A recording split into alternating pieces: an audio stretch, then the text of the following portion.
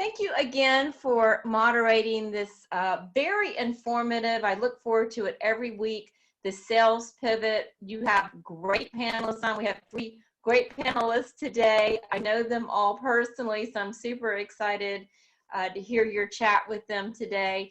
As we navigate this new world of how do we continue to sell our products and services in a post-pandemic economy, you are perfect as a moderator for this. With your background, your expertise as president of Unlimited Performance, a growth strategist and consultant, I can't thank you enough for being such a valued member of the Mount Pleasant Chamber of Commerce. Glad to be here, Rebecca, and it's a pleasure to serve with you at the Chamber on the executive board. I'm so grateful to be able to host the Sales Pivot, which is a weekly series of informational discussions on what's working and not working in organizations in the midst of and following the COVID-19 pandemic. This event is presented exclusively by the Mount Pleasant Chamber of Commerce. As moderator, my role is to introduce our 3 panelists, get the discussion started with some questions, and give you, the viewer, the opportunity to participate by using the chat function, which Rebecca will be monitoring. I will welcome our panelists and those attending the event live, as well as those taking advantage of the recorded event. Thank you for taking the time with your Mount Pleasant Chamber of Commerce to join fellow members in looking at real-world, real-time strategies and tactics to help you sell and serve your key clients and customers, as well as new prospects in this post-pandemic business climate. The new normal, as it's being called, is requiring leaders, sales professionals, and entire organizations to rethink and retool everything from basic assumptions to how team members and customers physically enter their place of business. These challenges and others are certainly true for our 3 guest panelists today. I'll introduce them by name and ask them to share one key benefit the current disruption has provided for them. Our first panelist is Kathi Herrmann. Kathi is the marketing director for Mount Pleasant Town Center. She creates and implements marketing programs for the 500,000 plus square foot outdoor mixed use shopping center, including events such as Lights Up, Fall Festival, Fido Fest, and Pup Bowl. Previously, she was director of marketing for 4 regional shopping centers on Long Island, New York for Simon Property Group, including Roosevelt Field, the 9th largest shopping center in the United States. Kathi was awarded the Best of the Best Marketing Director Award in 2014 for her work at Walt Whitman Shops in Huntington Station, New York. Kathi has been in the shopping center marketing industry for more than 20 years. Kathi majored in marketing and received a bachelor's degree in business from the University of Hartford. She also serves on the executive board of the Mount Pleasant Chamber of Commerce. Kathi and her husband, Danny, relocated to Mount Pleasant in February 2016 and spend time with their incredibly cute rescue shepherd, Mutt Herbie, and 2 amazing cats, Josie and Fred. She is also the very proud stepmother of 2. Kathi, welcome to the Sales Pivot. Thank you, John. Thank you for having me today. Tell us one thing that the disruption in business and life has afforded you in terms of an advantage. Well, I'm going to do one quick personal thing, John, and I think a lot of people might be saying this, but it means so much to me. I've never spoken to my family and my friends more than I have these last few months, especially with the majority of them being in New York. And of course, I'm extremely concerned about them up there, but weekly calls, daily calls, seeing family, friends, I can tell you, it makes my heart sing just thinking about all the contact I've had with them on a personal note. On a professional note, I mean, it's, we're an outdoor shopping center. We, I hope everyone here knows Town Center, but it's been a challenge, of course, when all the stores are mandated to shut down, and then all of our restaurants went to curbside. But I think that I honestly think that this is the time now. I'm really excited about this coming with all these new directives from the governor. But staying on top of it, it's been challenging to me, but we're doing the best we can. And I want everyone to know we're open. Come shop. Fantastic, Kathi. Thank you. Our second panelist is Stephanie Shipe. Stephanie is the Vice President of Marketing and Sales for the Charleston Gaillard Center. She is responsible for the marketing and branding of one of the Holy City's most notable organizations. The Charleston Gaillard Center is a 501c3 nonprofit organization that provides the Lowcountry with a world-class performance hall, elegant venue space, and vibrant educational opportunities, inspiring our dynamic community through the power of the performing arts. Stephanie has spent over 15 years working in marketing, branding, and event production for multi-million-dollar companies in the retail and media industries. She has seen the evolution of marketing and branding into the digital and social space and is dedicated to taking that knowledge and experience into the nonprofit performing arts world. In addition to a passion for the arts and technology, Stephanie also has a passion for saving animals, which is reflected in the 3 rescue cats she currently waits on at her house, and in the inordinate number of shelters and rescues she follows on Instagram. She is a graduate of the University of Tennessee with a degree in communications and journalism. Stephanie, welcome to the Sales Pivot. Well, thank you for having me today. I'm excited to be here. I think the question of what this pandemic has afforded me, I'll tell you the Gaillard Center obviously has been tremendously affected by the shutdown and the continuing restrictions. Obviously, we're a performing arts center with an 1,800 seat performance hall and a ballroom space where we have large gatherings. So we have been closed since March the 12th. And I'm still working from home. So I decided to show you all the beautiful performance hall in case you haven't seen it before. As my background. But one of the things, we're a nonprofit, so we don't have a tremendous staff on board. And so most of the time we're spending all of our time running around doing a million different things with the performances, with all of the ballroom events that we have going on. And so we don't have a lot of time to focus on our website, on all of the things that we would love to do on our technology platforms. And so during this time period, we've really had a chance to focus on that. So we've kind of called it our silver lining in doing some upgrades and utilizing the skill set a lot of us have that we haven't had the chance to do, creating videos, creating things for our online platform. So it's been nice to have the time to really focus on that, but we do really miss seeing our patrons, seeing our students who come into the hall. We do summer camps, and so we've had to cancel our camps for June, and we're really hoping to be able to do those for July and August. Because a lot of the kids who come in there, are scholarship kids, and so if we can't have those camps, then the chances of them being able to attend camp are not going to happen. So we really miss seeing people in our building. So we're hoping to be able to do that in some fashion soon. But that's kind of what we've been able to do, the silver lining, if you will. Thanks, Stephanie. I appreciate that. Our third panelist is Ben Knight. Ben is the managing partner of Viking Mergers and Acquisitions here in Charleston, where he helps business owners and or investors sell or buy a business in Berkeley, Charleston, and Dorchester counties. Ben is a native of Richmond, Virginia. He earned his bachelor's degree in economics from Hampton-Sydney College, and he has spent 20 years in the consumer products industry, working for a Fortune 100 company in sales and marketing. His sales career includes 2 roles as vice president of sales, where he was responsible for $750 million in annual revenue, and as vice president of sales of marketing for a smaller company in Los Angeles, where he grew sales nearly 4 times in annual revenue in less than 4 years. Moving back to the Southeast with a desire to become a business owner, Ben grew 3 Charlotte area Fast Signs franchise locations to become one of the highest revenue generating groups of centers among Fast Signs franchises worldwide.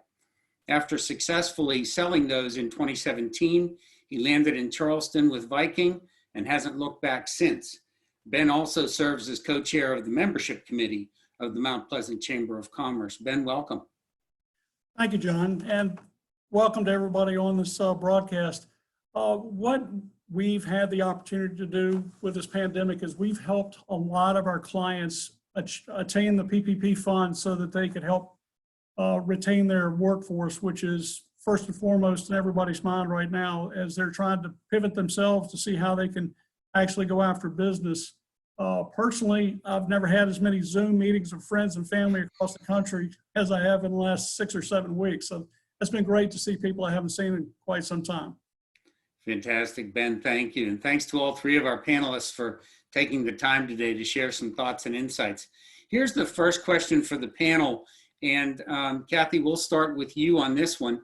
What is the single biggest hurdle you expect to face or you're facing already as you work through this extraordinary time?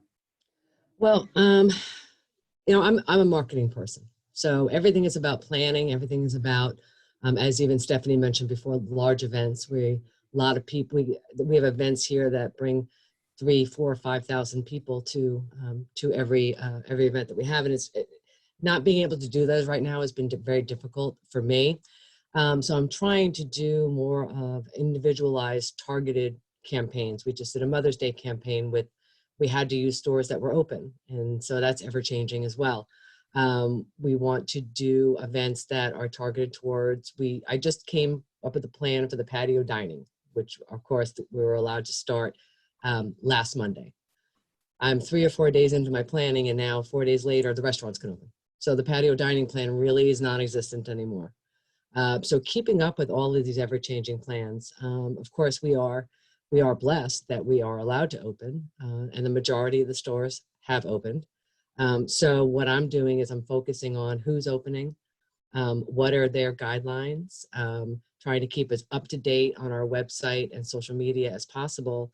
But sometimes it's difficult. I posted this morning about patio dining and then I walked by the restaurant and they were open.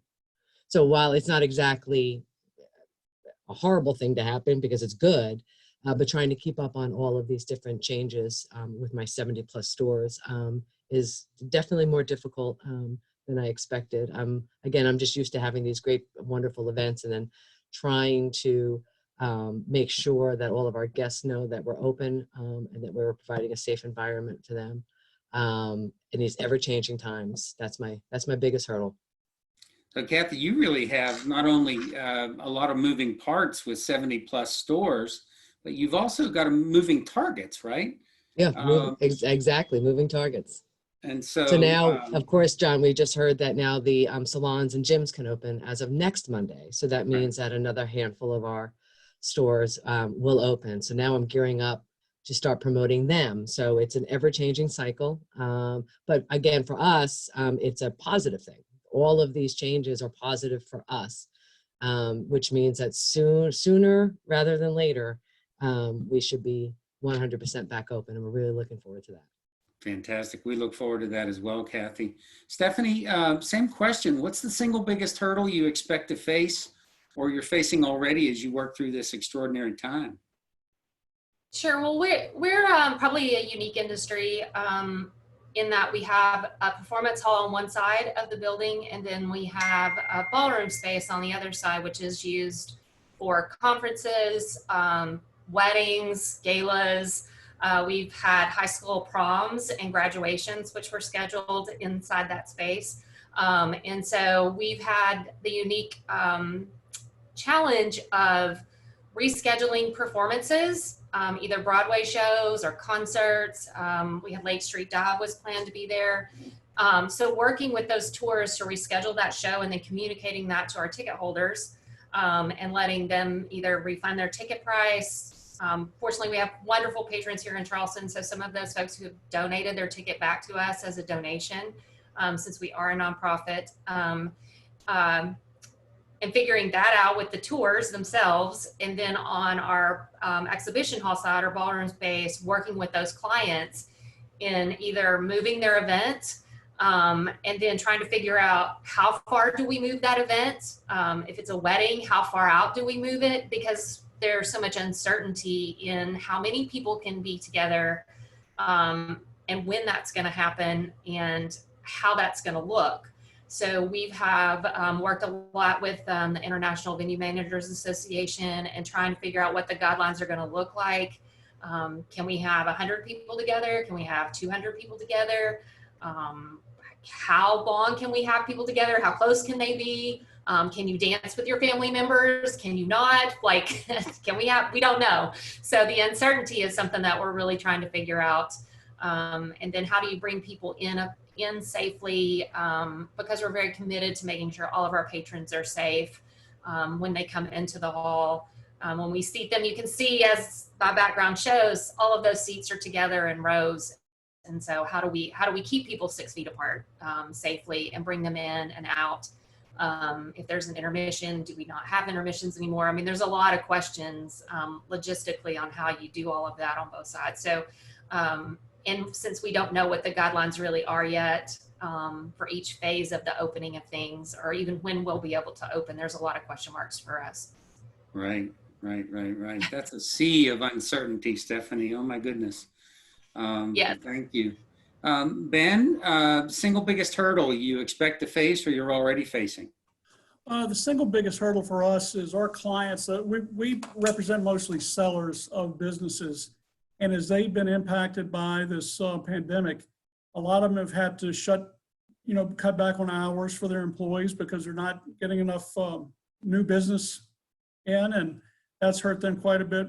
We're also trying to help them to stay focused on watching their P&L and understand where they can cut some of the, I won't call it fat, but some non-essential items so that they can be more profitable. And that's helped them quite a bit. So just keeping them focused, that's the biggest hurdle we have right now. Okay, Ben, thank you. Let's go to the next question.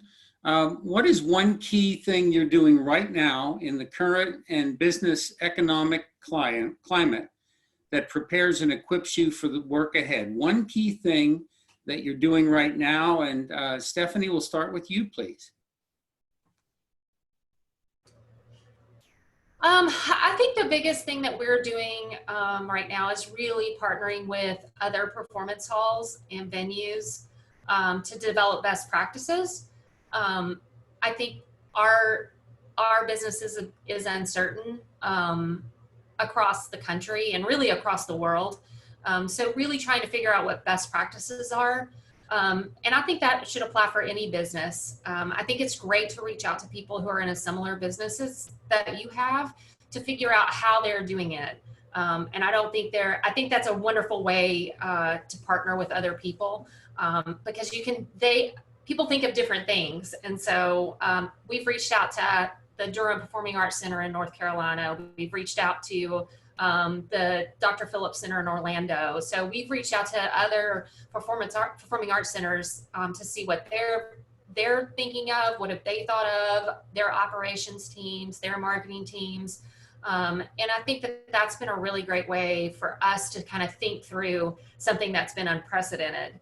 Because it's not something we've dealt with before, really anyone's dealt with before. So working together with other folks who are experiencing the same thing and trying to think through that process has been really helpful for us as a large nonprofit, and making sure that we're partnering also with the Charleston Area Convention and Visitors Bureau and other properties around Charleston. We've reached out to other hotels, other venues.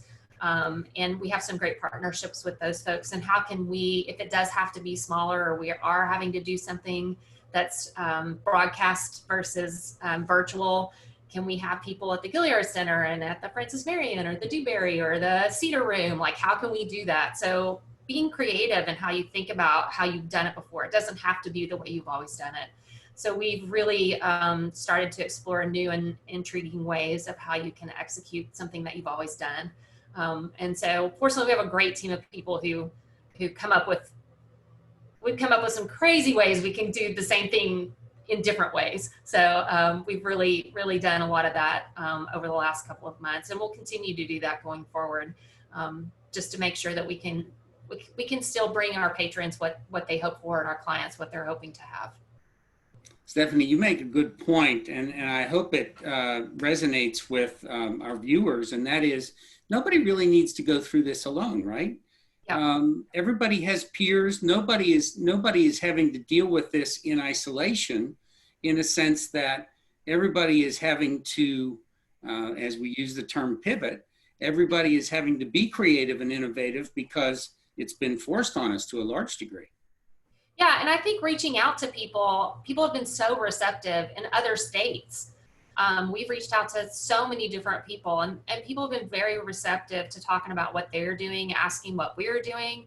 It's been a very unique experience. I think don't be afraid to call a complete stranger. People are willing to share what they're doing because we're all walking through it together. All over the country. So I've asked people, don't be afraid to ask somebody you don't know. Pick up the phone and call. We've done that. I've called found them online, found them on somebody's website, Performing Arts Center's website, called their phone number and said who I was and said, do you have 5 minutes? Or let me know when you have 5 minutes. And people are willing to help. So definitely don't be afraid to make that call if you're not sure about something. People will share with you what they're doing, or they'll say, I don't know, but what do you think about this? So we've definitely done that. Great advice. Thanks, Stephanie. Hey, Ben, same thing. One key thing you're doing now that prepares and equips you for the work ahead. Well, I tell you, John, there are a couple of things that dovetail together. First and foremost is people should understand the key performance indicators for their industry, KPIs.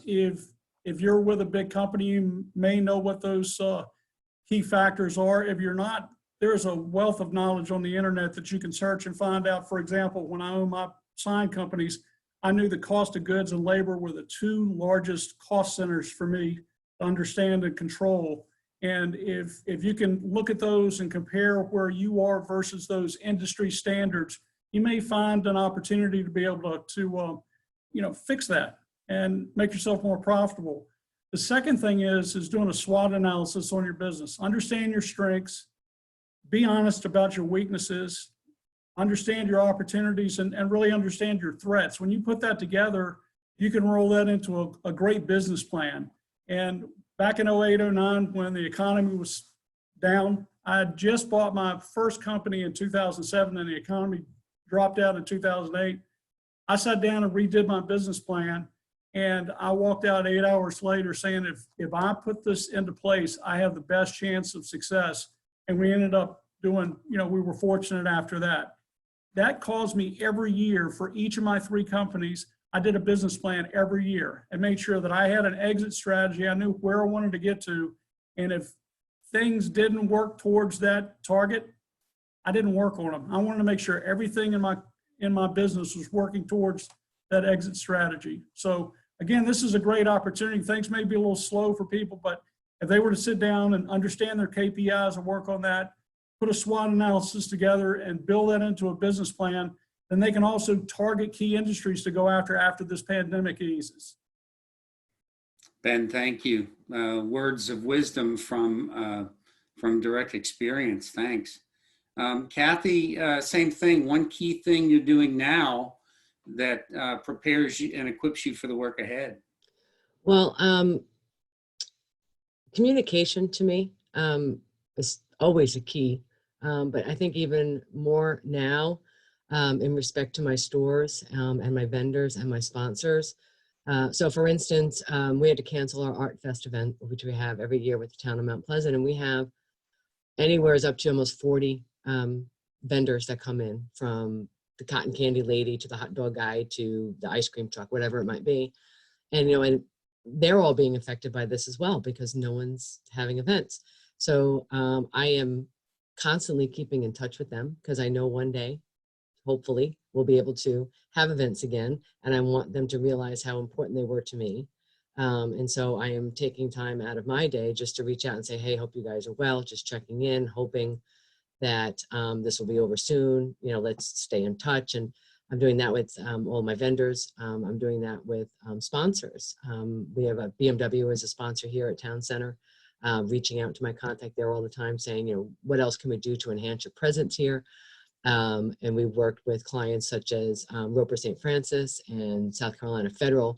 They were all supposed to sponsor events for us. Again, we're not doing those. So keeping in touch with them and trying to come up with different ways of keeping this partnership going while we get back open, I think it goes really far with keeping these relationships intact for the day we return to the new normal.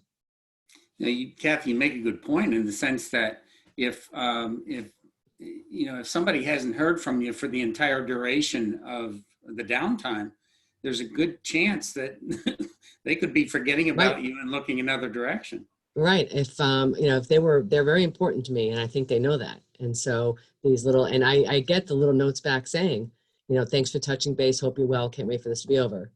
You have no idea how much it meant to me. They were checking up on my ice cream cart. I hope all is well with you. And I just continue to do it because, like I said, when that time comes, I'm hoping that I'm the first on the list of where they want to come back to.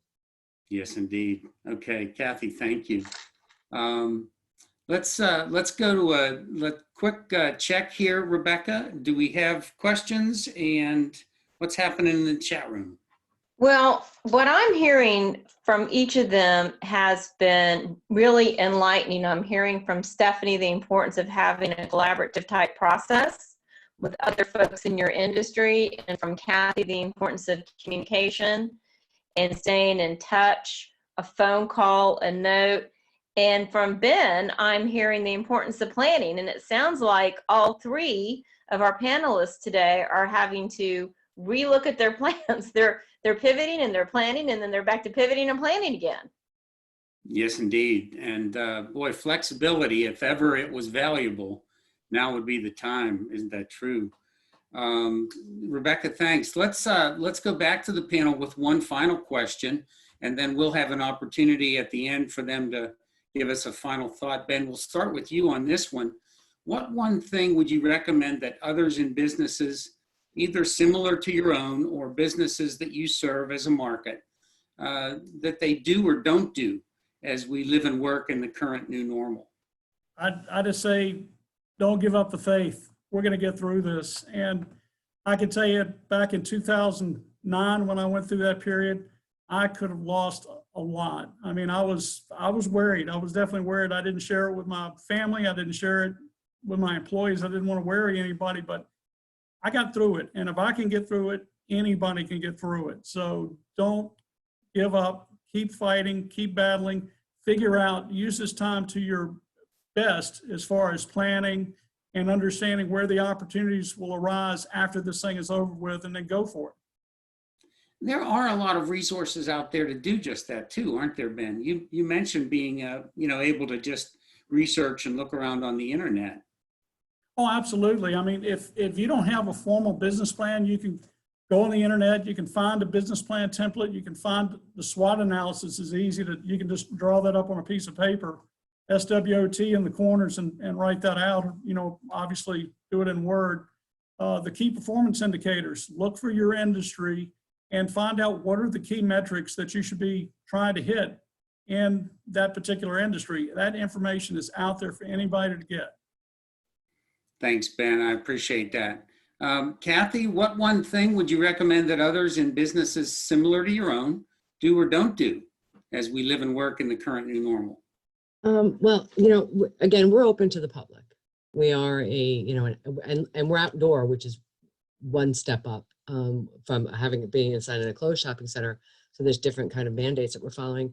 But we are inviting our public. And so to me, I think the most important thing is I want our guests and our employees to know that we are doing everything that we can per the guidelines to keep you safe when you come here.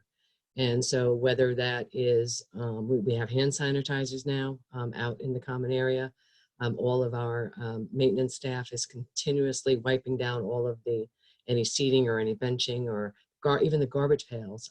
They're wiping door handles to stores. And I think when visitors come on property and see that, I'm hoping it gives them a little bit more sense of, okay, I'll be okay going in and getting that sweater I really need, or that Mother's Day gift or Father's Day gift or present. So I think, again, ensuring the public that they're welcome to come back here, and that not only as we as landlord are doing everything we can, but we know the stores are as well. And I just think having that positive outlook and that positive perception is going to make people safe and realize that they can come shop. Okay, great. Kathi, thank you. And then Stephanie, if you will, what one thing would you recommend that others do in businesses similar to your own, do or don't do in this new normal? I think the biggest thing I would recommend, and that we have done, because we are not able to open, and we really don't have an idea, which puts us in a unique situation, is I would recommend that people engage their audience. And it's not as hard as people think. So we have created, every Wednesday we send out an email that has, because of our education program, we have a little video of one of our educators creating a piece of art that parents can do with their kids. Or we have one of something from our archives, and we are an arts organization, so we have those things, but it's not that hard for any business to engage whoever your audience is. If you don't have an email list, you need to create one of those, or you can have a Facebook page. You can make a video with your phone that's really simple to do and edit. And so continuously engaging your customers or your clients, even if it's just to say, hey, this is who we are, we care about you, this is what we're doing right now, on a regular basis, even if they can't participate with you, is an important way for them to stay engaged with your business. Because as an art center, we don't know when we're going to be able to welcome people back, but we want them to know that we're still here and we're engaging with them virtually. And then our development department called every one of our members personally to check in with them and how they were doing. So even if you're just calling, and it doesn't have to be to sell them something, we've tried to be very conscious of, we're not asking you to give us money, although we need money, we're a nonprofit, that's closed. But we still want to be sure that we care about you. And so that personal engagement with whoever your client or customer or patron is, on a regular basis, when you do reopen, changes their perception of who you are. So if you don't have a social media presence, if you don't have a Facebook page, don't have Instagram, those are really easy to set up. And it's as simple as putting up a picture of your family saying, we miss you, holding up something that says, we miss you. I mean, we did that at the Gaillard. Everybody who worked there held up something saying that we're Charleston strong. So it doesn't have to be fancy. Don't get caught up in the idea that it's fancy. It just has to be genuine. People will respond to you if you're genuine and that you care about them. Boy, genuine is such a theme right now, isn't it? We come from the heart, don't we, when we reach out to the people that matter the most to us, whether it's personally or professionally. Yep. If you care about your clients, they'll remember. Yes, indeed. Stephanie, thank you. We are going to ask our panelists and give them an opportunity for a final thought. I want to mention one thing, though. Rebecca keeps hounding me, nudging, I guess, is a better term, Rebecca, but you keep nudging me to say, hey, John, say something about yourself, because people are wondering about you. And so I want to be helpful during this time as well.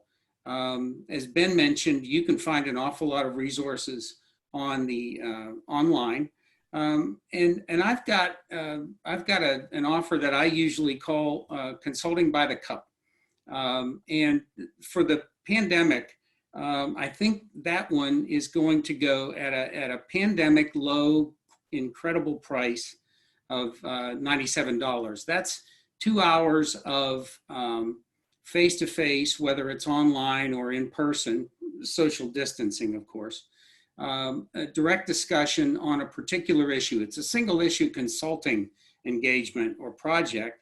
And then for 7 days following, any discussion or follow-up questions on exactly what you're trying to do. And that, of course, can include what exactly do I need to do in all areas of my organization for coming out of this pandemic whole or close to whole as possible. So that package, which normally is, let's just say a whole lot more than $97, is going to be $97, and it needs to be that. So you have a little bit of investment in the process, which I found to be most valuable. So keep that in mind. But I will go back now, Rebecca. You should be happy. I will go back now for one trip through our panelists for a final thought. And Kathi, we'll start with you on a final thought for our viewers on the sales pivot. Well, I think everyone keeps hearing the same thing, but I think it's honestly what we all need to do. We need to be smart. We need to stay well. We need to follow the rules. And as everyone's always saying, this too shall pass. We will all get through this. And, I'm thrilled to be where I am right now. I love Town Center. I love Mount Pleasant. This is one of the best jobs I've ever had in my career, and there's lots of reasons for that. A lot is the community here, the people I work with, the company I work for, and the stores that I have here at Town Center, and I enjoy coming to work every day. But you know, we're going to be ramping up really soon, and I know the stores here could really use customers to come back and start shopping again. So if you need something, I know you might want to click on that Amazon button because it's easier.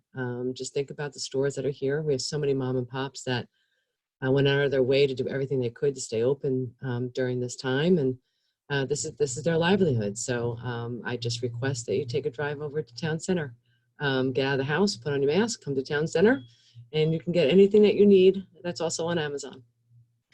Fantastic, Kathi. And you know, it's not a bad idea to combine retail therapy with a good walk, don't you think? That's right. And we can do both of those at Town Center. So Kathi, we thank you for your Thank you, John. time. My pleasure. Stephanie, final thought?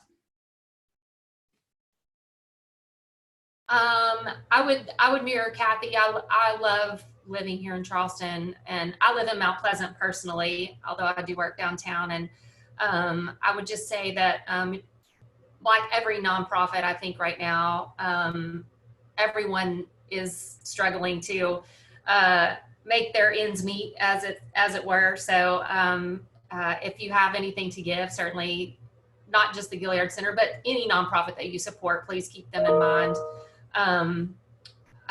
The Gaillard Center, where we appreciate every patron who's ever purchased a ticket. If anyone watching this or is on this call has attended anything, we certainly appreciate you coming down and supporting us. For those who don't know, the Gaillard Center, our big focus is arts education, and we go out into all 3 counties in the Low Country. This last year, we had over 21,000 students into the building. And over 74% of those are barrier-free students. So if it's a Title I student or Title I school, we cover their costs completely, which includes their tickets and their bus transportation to the center. So when you support the Gaillard, that's what you're helping support.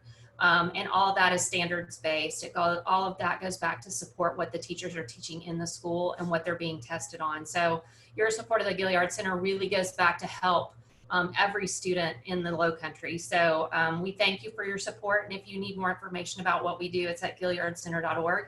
All of our lesson plans are available online. So if you're a parent and you're looking for a way to help teach at home, go to our website. We have all of it available online. We have live, we have our videos are online. We have free lesson plans. All that's available for you. So if you're having some struggle with that at-home teaching, go to our website. We have some resources for you. gaillardcenter.org. Fantastic, Stephanie, and thanks for enriching the community the way that you do. We're so grateful. Ben, a final thought from you, please. Well, I would just invite the business owners, if you really want to understand how this pandemic has impacted your business, we do conduct free business valuations for folks. And a lot of times we find some ways for you to be able to improve your valuation. It may take a couple of years. We'll be honest with you and tell you, if you're not ready to sell, that's okay, but we'll work with you to try to find some of those KPIs that'll help you grow your business the right way in a profitable way. Ben, thank you. I appreciate your time and especially your wisdom, having weathered the storm from the recession back in the earlier part of the new millennium. Thank you, Kathi Herrmann with Mount Pleasant Town Center, Stephanie Shipe with the Gaillard with the Gaillard Center, excuse me, and Ben Knight with Viking Mergers and Acquisitions for your time and participation today. Thanks to all of our chamber members with us live and those catching us on the recording. And a big thank you to Rebecca Imholtz and Tamara Cornwall for keeping the Mount Pleasant Chamber out in front and serving our members in the community. Thank you and goodbye. Bye. Thank you very much. Thank you.